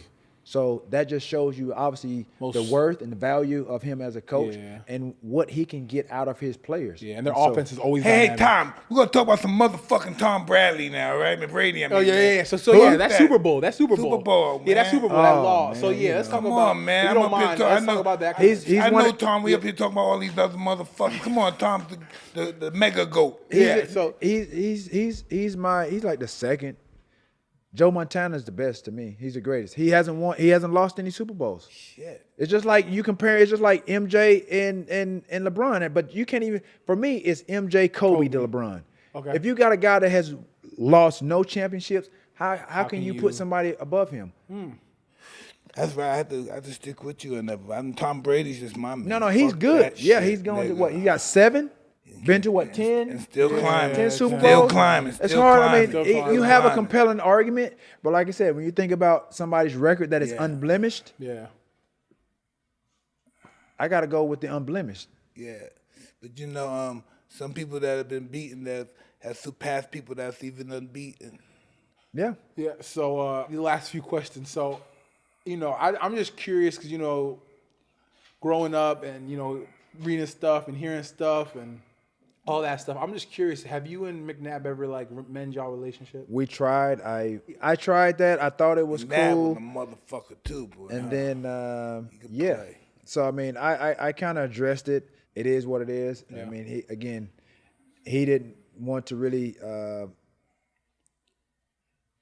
I guess at one point in time, there was so much talk that I came in and I helped, catapult his career or his statistics when I was there, and he didn't like the fact that people were saying that I was a contributing factor to that. And which, for me, I know that I couldn't do the things that I did on the football field without You need him. each other. You need So each it was a other, yeah. complimentary type Yeah, of complimentary thing, And yeah. so again, what I did in that year span, again, if you look at his stats before I got there, during and after, obviously there was a common denominator. Everywhere that I've been on the receiving end, and I've contributed a lot to the offense. Yeah. Speaking of Andy Reid, that's what I brought to the table. That's the type of athlete that I was. When you talk about you feeling that moment, or you're the greatest, or you're good at what you do, that's how I felt. Yeah. And so what I did, I played 21 games. Do you feel bitter a little? No. I played 21 games and I scored 20 touchdowns Yeah. with Philly. So again, I went to the Super Bowl, but prior to the Super Bowl, Mike, I got hurt. Yeah. And then leading up to the Super Bowl, the injury that I had, they said that I wasn't going to play in the Super Bowl. So I had 6.5, 7 weeks to get ready. I Yeah. had 2 screws on the plate, Yeah. broke my leg. Yeah. I came back and played. leading up to the Super Bowl. I didn't play in those 2 playoff games to get to the Super Bowl. So the question was, based on what I had done throughout the course of the season, was I going to be ready for the Super Bowl? Yeah. Did they need me to play in the Super Bowl? He was very negative in his response, like, oh, we don't need T.O. We've been there before. So that's where I think the friendship started to fracture a bit. Yeah. Again, I would have never thought that somebody being in his position, captain of the team, leader of the team, would have such negative comments. And so that's where our friendship kind of, went sideways. Somewhere in your life, you guys got to shake hands and say, man. We did. I thought that had happened. And then he went on a show and then had some negative things to say and said that I prevented them from going back to the Super Bowl, all these type of things. Yeah. And then I'm like, okay, well, where's all this coming from? When you're right. I thought we had shaken on it, but he brought it back up. So it is what it is. Mike? It's hard for well, last thing. This is the last thing. Well, a lot of people don't know about football players in general. And Mike, I'm pretty sure that you guys battle through this too as a boxer, as a professional boxer, is injuries. Bro, I remember growing up also reading about and watching like NFL Network, all that stuff 30 about for 30, 30 for 30, and we battle through injuries, dog. We play through injuries.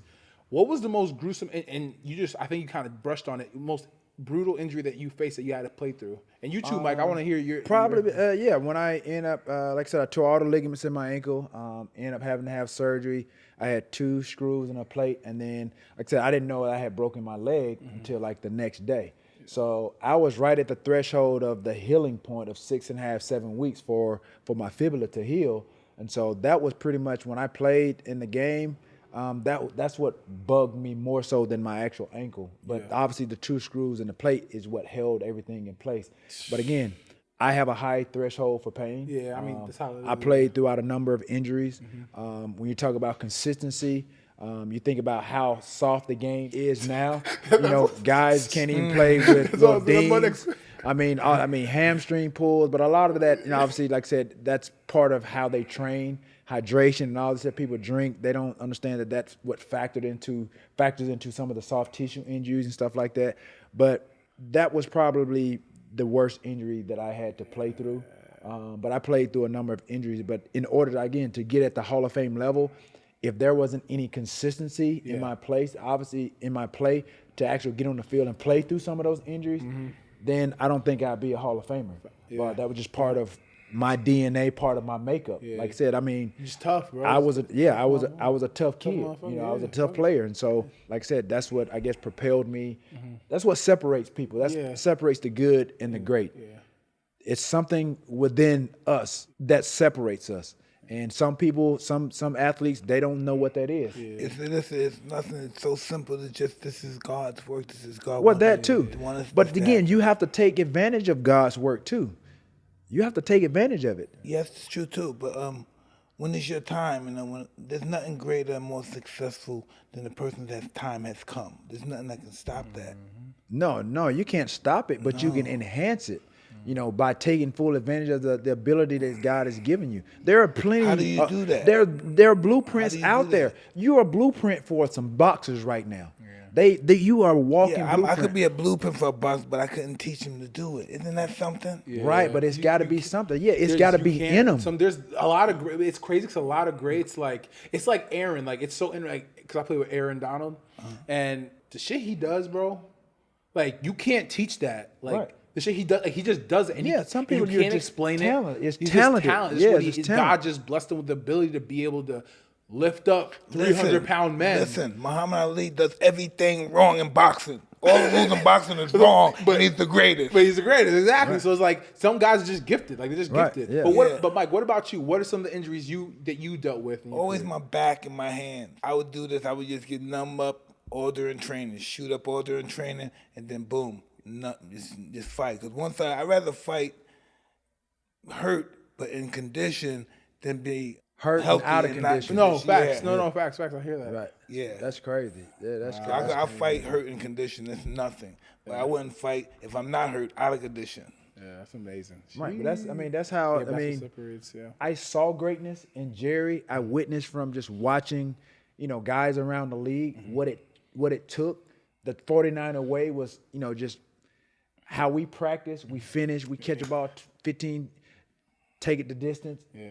That's how I conditioned myself. So I wanted to be just like Jerry at some point. But then I realized, like, I can't be Jerry. Jerry is Jerry. Yeah. But you could take things and apply it to your game. Right. And that's exactly. And that's what I did. And so I saw, like I said, there was just something in me that didn't want to. I had a strong dissatisfaction for being mediocre. I experienced that in high school. I was mediocre in high school. What is mediocre? That's a word somebody made up, but what is it? It's just being being average. Yeah, you're just fitting in. You're not standing scares out. me too. Right. That's I'm all around insecurities. Those are insecurities. Being average. Well, again, and maybe it is. But again, how do you get out of those insecurities? How do you get yourself from being insecure? It just doesn't happen. Yeah. It's just, you have to do a lot of things that to get you in a position of out of mediocrity and not having insecure ways. I know a lot of great people. I've met a lot of great people, but most of the great people I've met weren't good people.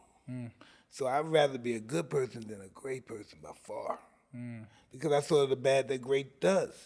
Even from my perspective, I'm great. I've done things that I'm not proud of, but we have to have that perspective of what great is.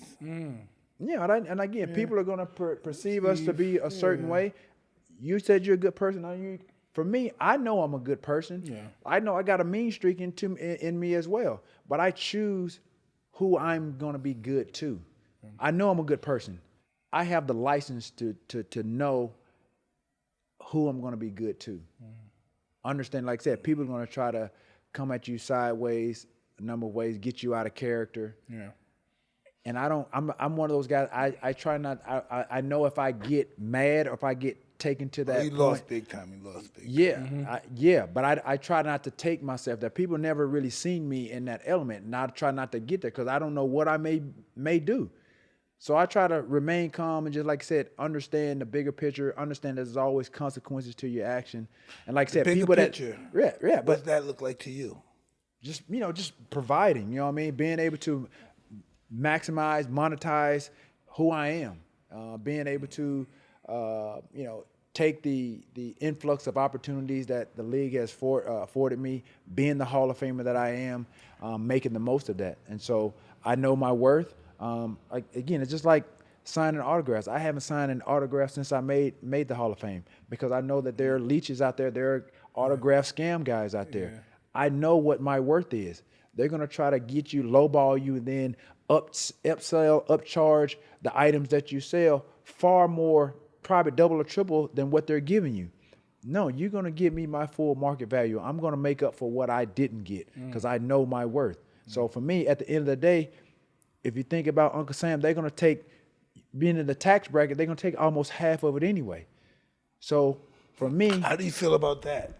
The government taking half of your money? Hey, man, that's just the world we live in. That's just the rules and the laws that we, that's just the laws we have to abide to. Do you think that's violation of civil rights? I mean, I'm not well versed in that type of. Some people think taxes illegal extortion.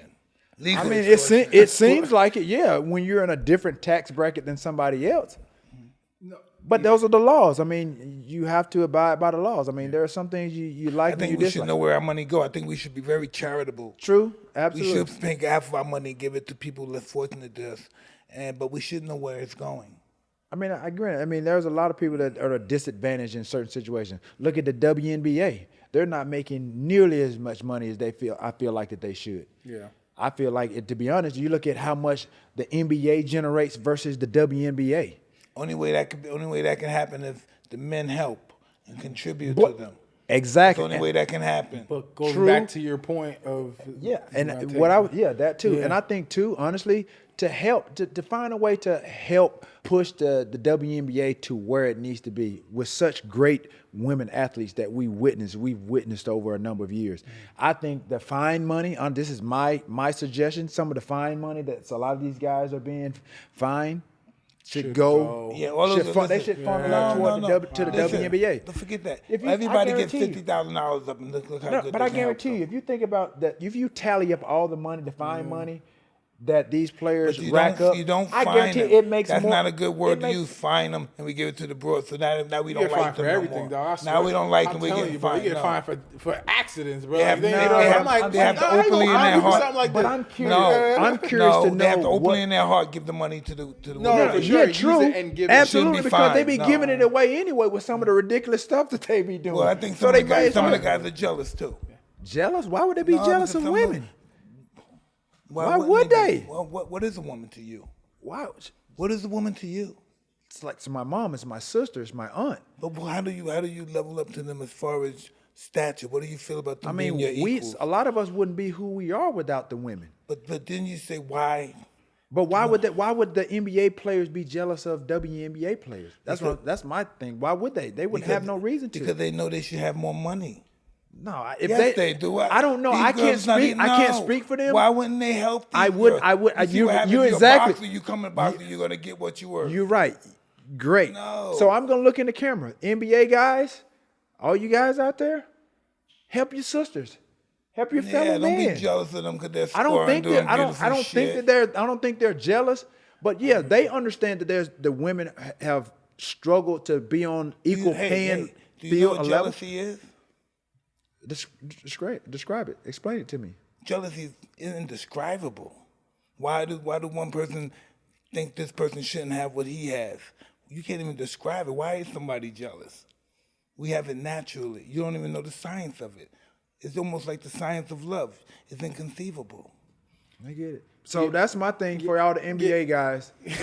Hey, you give away money, especially the guys that give money. Draymond Green, he's giving up what? What's he giving? 20,000. Boy, he's giving up.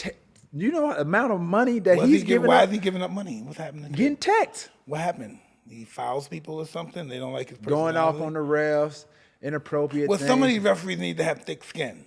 True, but that has nothing to do with what I'm trying to get these guys to do. Yeah, help your sisters. These are your sisters. This is the WNBA. You're the sister to the to the NBA. But then people look at this as competition.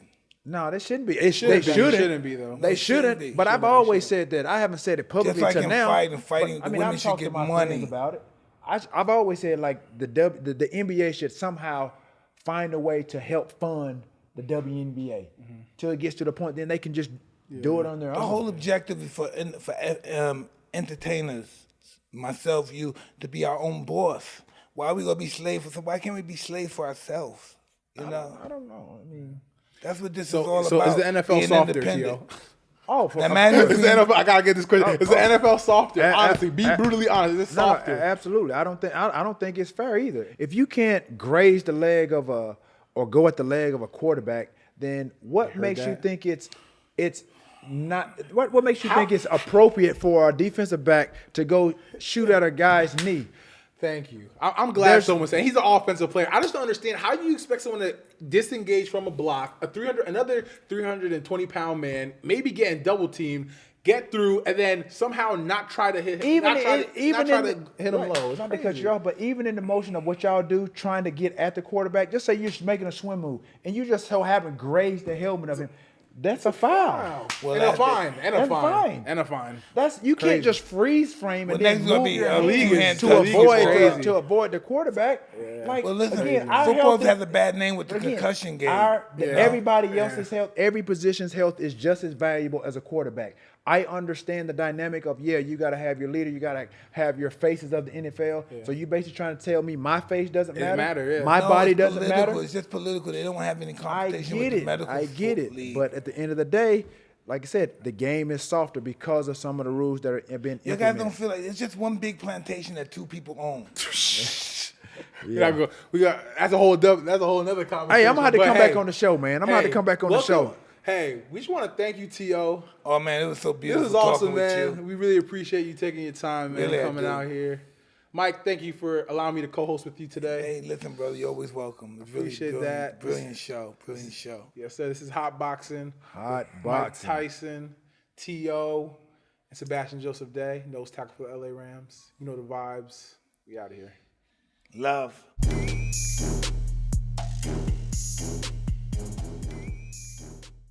Mike Tyson raves in full bloom, captured the art of fighting. The Hollywood Reporter says it's Mallet meets Scorsese. In full bloom. Available now on Amazon Prime Video.